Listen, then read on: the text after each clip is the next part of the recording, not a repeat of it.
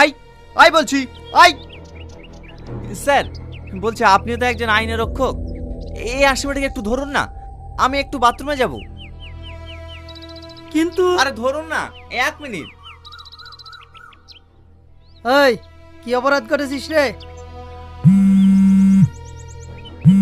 হ্যাঁ বল। না না, ওই কেসটা আমি নিতে পারবো না, বড় প্রবলেম আছে। আরে বলছি তো আমি নেবো না, তুই অন্য কাউকে দেখ। এই আসামি পালিয়ে যাচ্ছে, এ ধরো বলছি ধরো, এই দাঁড়া বলছি দাঁড়া। স্যার এটা আপনি কি করলেন? আপনি একজন আইনের রক্ষক হয়ে একটা দাগে আসামিকে ছেড়ে দিলেন। আরে আমি কেন ছেড়ে দেবো? আমি ফোনে কথা বলছিলাম, ও ঝাটকা দিয়ে পালিয়ে গেছে। আমার তো মনে হচ্ছে আপনি ওকে ঘুষ খেয়ে ছেড়ে দিয়েছেন। অফিসার মুখ সামলে কথা বলবেন, আমি কিন্তু একজন আইনের রক্ষক। তো কি হয়েছে? আপনি যে অপরাধ করেছেন আপনাকে জেলের ঘানি টানে একা ছাড়বো।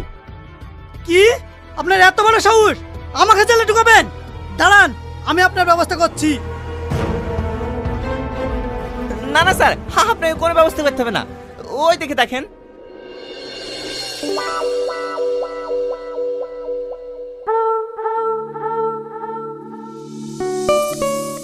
Hello sir. কি হচ্ছে এটা?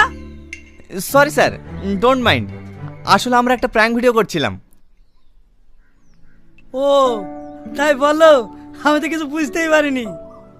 স্যার বলছিলাম যে আপনার যদি কোনো আপত্তি না থাকে তাহলে এই ভিডিওটাকে আমরা ইউটিউবে আপলোড করতে পারি। Okay okay, no problem. Thank you sir. হ্যাঁ চলো।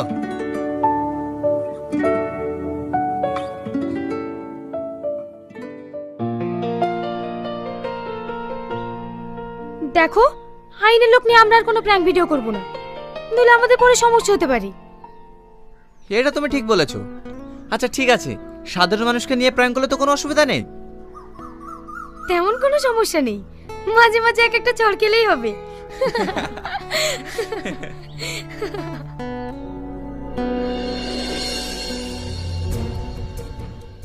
দাদা বলছিলাম যে এই আসামিটাকে একটু ধরুন না, আমি একটু বাথরুম থেকে